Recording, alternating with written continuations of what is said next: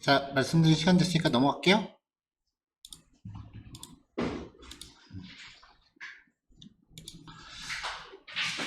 자, 정교시에서 이제 푸터 쪽에 이렇게 아랫부분에 들어가는 거를 이제 작업을 일단 중단한 상태에서 일단 진행을 했잖아요. 이렇게요. 왜냐면 여태까지 우리가 HTML을 작업한다라고 하면 보통은 그냥 여기 이미지랑 이제 들어가는 글자를 코드 안에 다 넣었었죠. 근데 여기부터는 이제 리액트를 하는 거니까 좀 리액트 스타일에 맞게 좀 작업 방식을 바꿨어요. 자, 오늘 배포된 파일 보시면요. dataset.js라는 파일이 있을 거예요.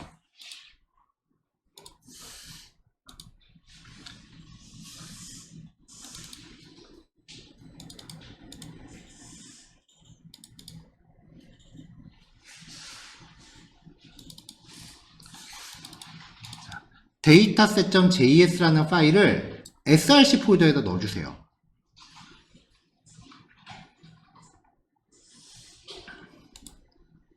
이게 화면에 표시되는 컨텐츠들을 전부 JSON 파일로 감싸놓은 거예요. 화면에 표시되는 컨텐츠들을 전부 JSON 파일로 바꿔놓은 거예요. 이게 지금 단순히 자바스크립트 코드라서 지금 이렇게 되어 있는 거고요.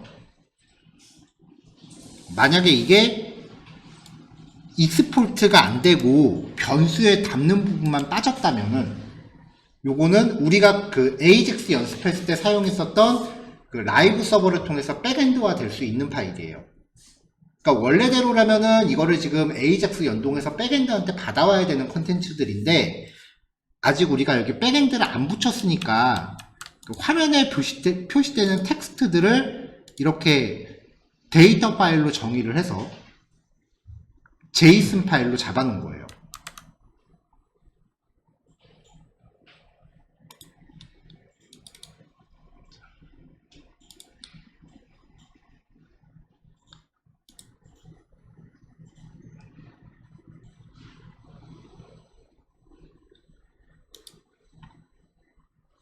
자, 이 파일을요, 우리가 지금 footer.js를 작업하고 있었으니까 footer.js에서 임포트를 하겠습니다. 이렇게요.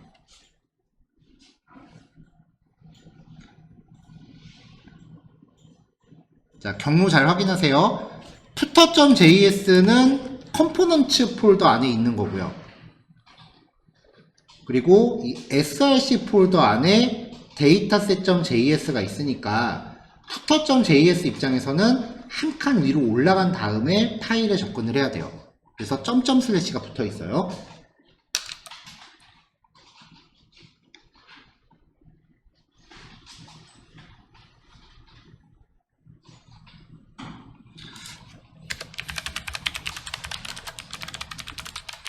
자, 그럼 여기 푸터 쪽에서 콘솔.로고로 데이터셋을 통째로 출력을 해보면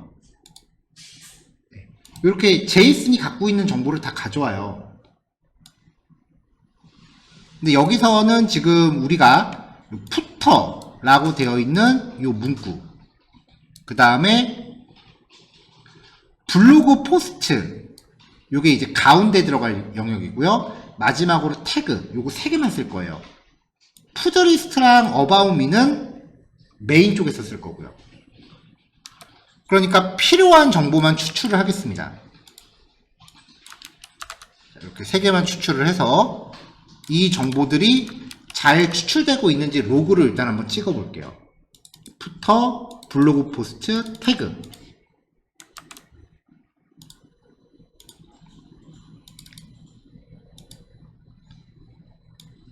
자, 그럼 새로 고침했을 때 푸터에는 이렇게 문자열 텍스트만 들어있고요. 블로그 포스트는 2개의 원소를 갖는 배열인데 이미지, 타이틀, 컨텐트. 태그는 각각 이렇게 단어들만 있어요. 단어들만 포함된 배열이에요.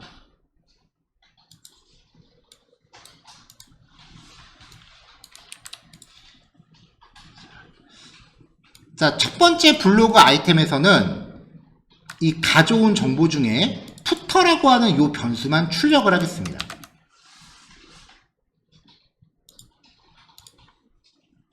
그러면 새로 고침했을 때 가져온 내용이 표시가 되는 거고요.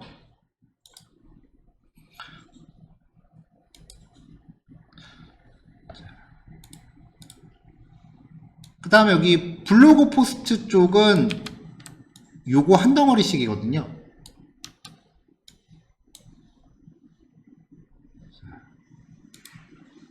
그리고 여기 로그 찍어보면은 어레이, 배열이죠.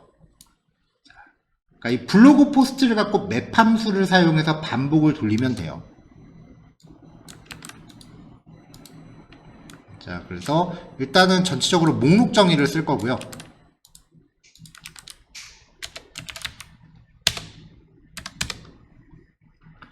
블로그 포스트.맵으로 반복을 돌리겠습니다. 자, 여기부터 그 괄호 진짜 잘 보셔야 돼요. 이 안에서 이제 자바스크립트 표현식을 쓸 거면 중괄호를 열고 닫아요. 그 다음에 블로그 포스트.map 함수를 써야 되죠. 맵은 함수니까 일단 괄호 열고 닫아요. 그 다음에 이 안에서 콜백 함수를 걸어야 되니까 vi를 넣는 괄호를 넣고 화살표 쓰고 중괄호 열고 닫아요. 괄호를 열자마자 무조건 닫으세요. 한꺼번에 다 코딩하려고 그러면은 이거 진짜 힘들어요. 이렇게 해서 줄받침 해놓고 시작을 해야 돼요. 이런 식의 괄호 중첩은 리액트 JSX 아니면 안 나와요. 그러니까 여기서는 괄호 헷갈리는 거는 저도 한참 들여다봐요, 진짜. 자, 목록 정의 태그를 썼고요. 그럼 요 V가 이 블로그 포스트의 원소를 갖고 반복 도는 거니까 요거 하나가 V가 되는 거죠. 자, 리턴 걸어서 li 태그 넣고요. 자, 반복 안에서 리턴하는 건 반드시 키 속성을 가져가야 되죠. 일단은 li 태그 안에서는 a 태그 무조건 넣으시라고 말씀드렸고요. 자, 요 안에서 이제 그림, 그리고 타이틀 컨텐츠입니다.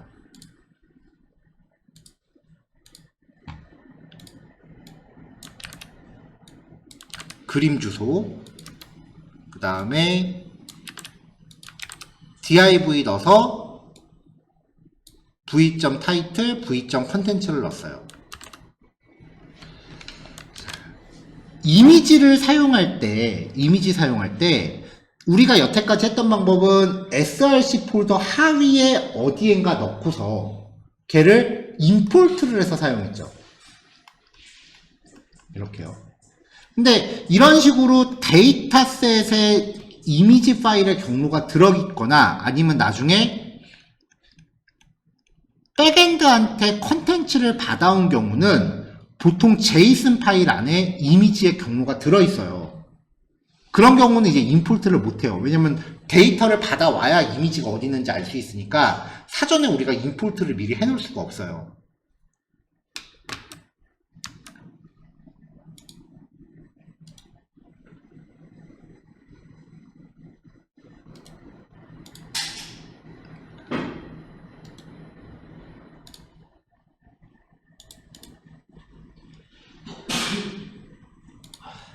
자, 여기 데이터셋 파일에 보면은 img 경로가 슬래시부터 시작하잖아요.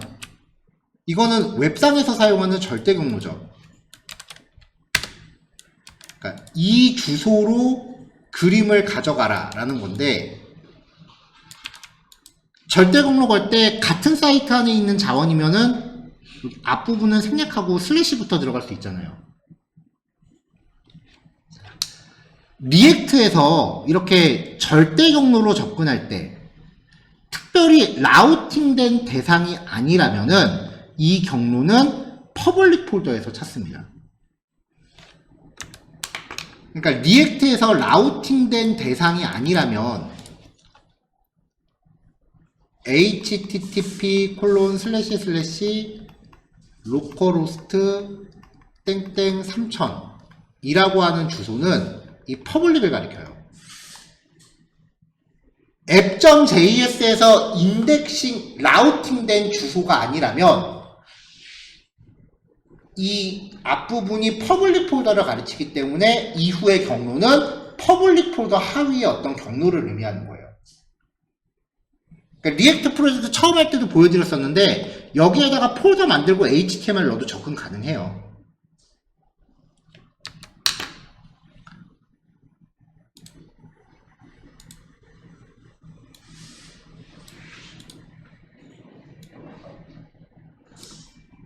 자, 제가 지금 단톡방에 img라고 하는 압축 파일 하나 새로 드렸는데요. 그 압축 파일을 퍼블릭 폴더 안에다가 이렇게 배치되도록 해주시면 돼요. 그러면 요 이미지들에 대한 접근 경로는 http:// localhost 땡땡 3000 /img 밑에 파일 이름이 되는 거죠.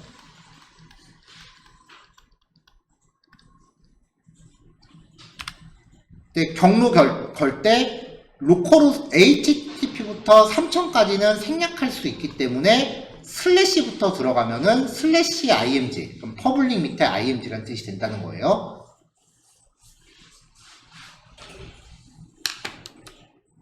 이 dataset.js에 있는 요 이미지 파일 경로는요, 모두 이 퍼블릭 폴더 밑에 있는 파일들을 가리키고 있어요.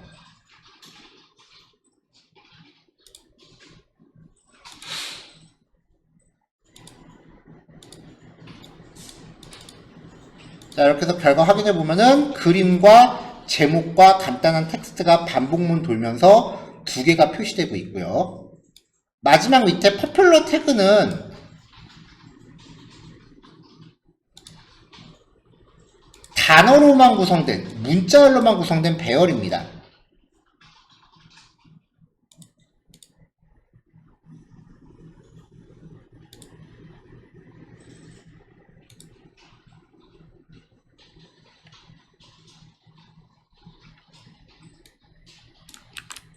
그래서 얘네들도 이 안에서 목록정의 태그로 표현을 할 거고요. 괄호 열고 닫고 tags.map vi 화살표 걸고 또 중괄호 열고 닫고.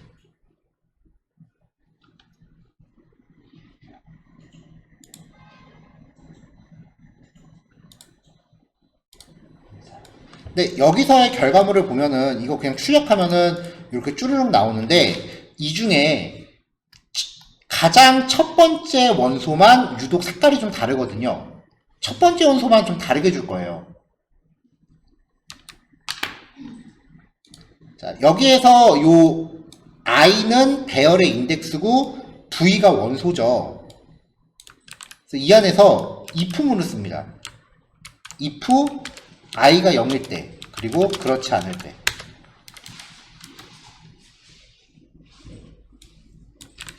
i가 0일 때는 li 태그에 요 v를 출력하는데 블랙이라는 클래스를 줬고요. 그렇지 않을 때는 클래스를 안 줬습니다.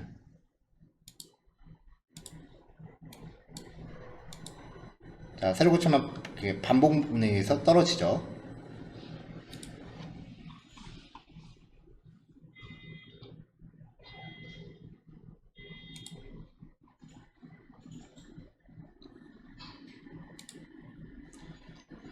푸드 아이템이라는 클래스의 nth 차일드 1번째, 2번째, 3번째로 구별할 거예요. 그래서 nth 차일드 1번째 안에 있는 p 태그.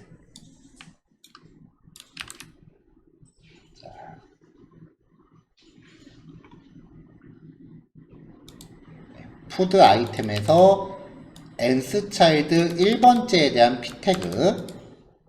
글자 크기랑 굵기, 라인 헤이트 좀 설정을 했습니다. 이 부분이에요. 새로 고침하면은 글자가 좀 바뀌었죠.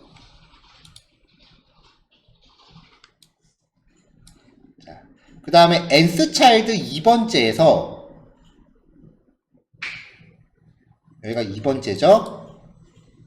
그 안에서 일단 li 태그 안에 전부 a가 담겨 있으니까 a 태그의 링크 영역을 확장하기 위해서 얘한테 일단 디스플레이 속성을 바꿔주고요. 마진하고 패딩을 좀 먼저 줄게요. a 태그한테 디스플레이 플렉스를 걸면은 요 그림이랑 텍스트 영역은 가로로 배치될 거예요.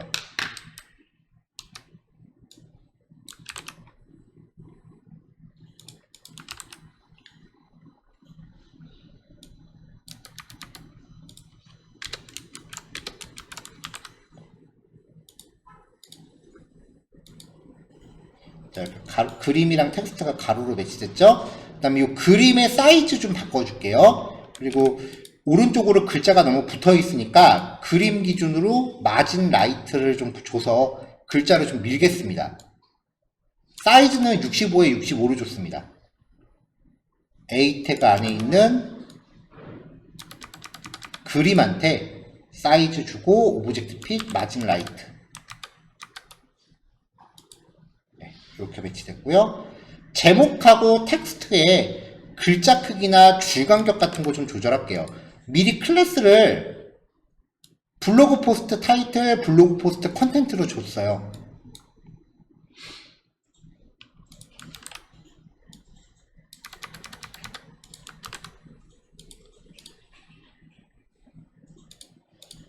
자, 요 부분이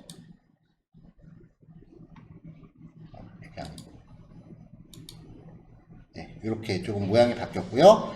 자, 그 다음에 이제 얘네들 li 태그인데요. 일단 디스플레이 인라인 블록을 줄 거예요.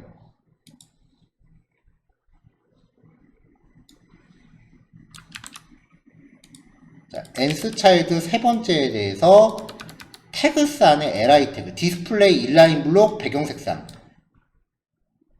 패딩, 상하 좌우, 글자 색상, 그 다음에 아래쪽 마진, 오른쪽 마진, 글자 크기. 근데 그 중에 아까 0번째 항목한테만 블랙이라는 클래스를 줬거든요. 그래서 블랙에 대해서만 배경 색상을 완전 검은색으로 바꿉니다. 이렇게요. 여기까지가 부터 완성입니다.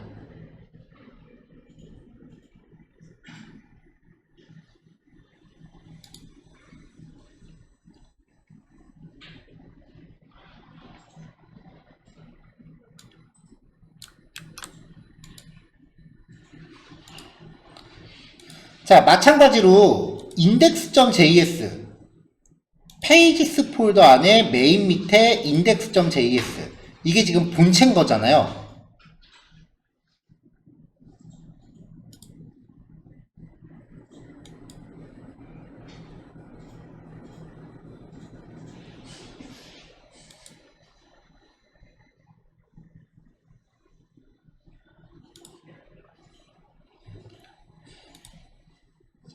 여기서도 일단 데이터셋을 가져와요.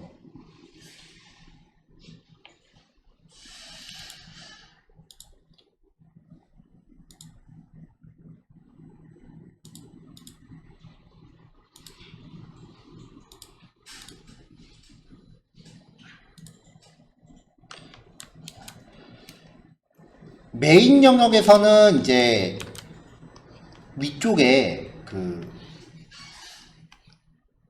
메뉴 목록이 들어있고 밑에 셰프 소개 이렇게 두 영역으로 나눠져 있을 거예요. 그래서 이 영역을 각각 컴포넌트를 분할해서 만들 겁니다.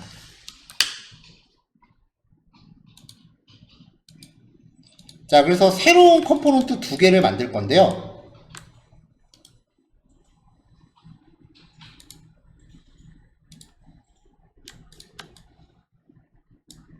하나는 about me고 하나는 foodlist.js예요.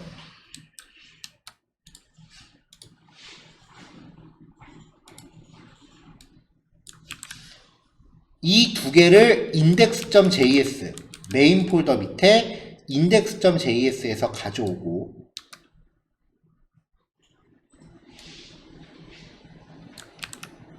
데이터셋에 있는 정보 중에서 푸드 리스트와 about me 요거 두 개가 인덱스에서 쓰일 정보예요. 요 두 개를 각각의 컴포넌트한테 프롭스로 넣어줄게요.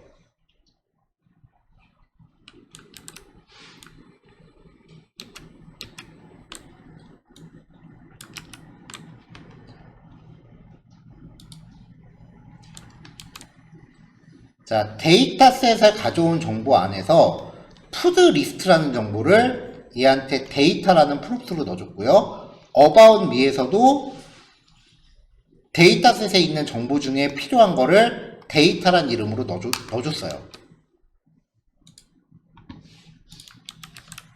그럼 about me도 초기화하고 이제 이렇게 배경 색깔 줬는데요.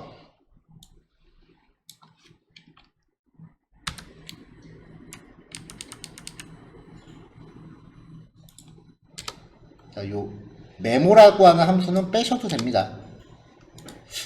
어차피 이제 요 예제 끝나고 나면은 다시 넣을 거기 때문에 지금 미리 넣어놓으셔도 상관없어요.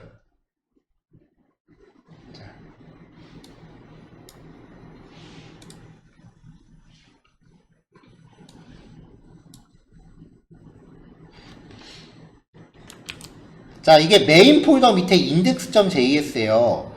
데이터셋에 있는 정보를 about me라고 하는 컴포넌트한테 데이터란 이름으로 보냈어요. 얘가 지금 일로 지금 받아온 거죠. 그러니까 이 데이터는 결국 데이터셋 밑에 있는 about me라는 정보예요. 잘 받아왔는지 콘솔로 출력해 봤어요.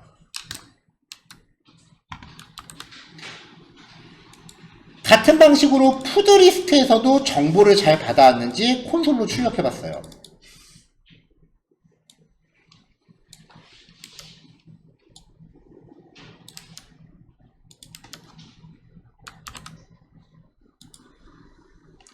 자, 마지막으로 요 HR 태그로 직선을 좀 그었는데 이 직선에 대한 CSS 조금 넣어줬습니다.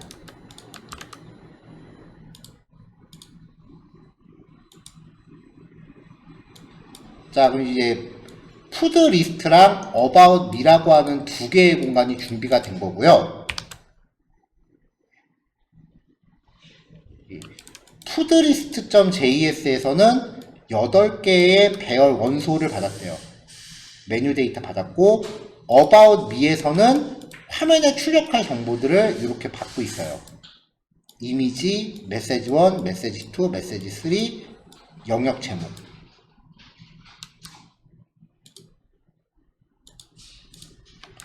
자, 그러니까 지금 여기 구조를 보면은 app.js가 있고요. 여기서 헤더, 푸터가 있고, 그 다음에 페이지스 밑에, 메인 밑에 index.js가 있어요. 그리고 index.js는 다시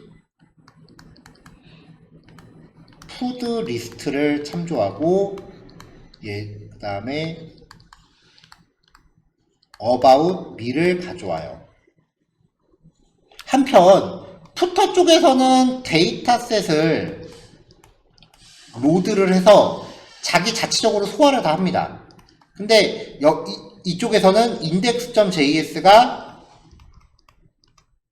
데이터셋을 가져와서 그 중에서 필요한 정보들만 각각 하위 컴포넌트로 프롭스로 보내고 있는 거예요. 요 전반적인 트리 구조를 구성하는 게 스텝 2의 과정이에요. 자, 요 그림 염두하시면서 스텝 2 이제 남은 부분 완성하시면 되겠습니다.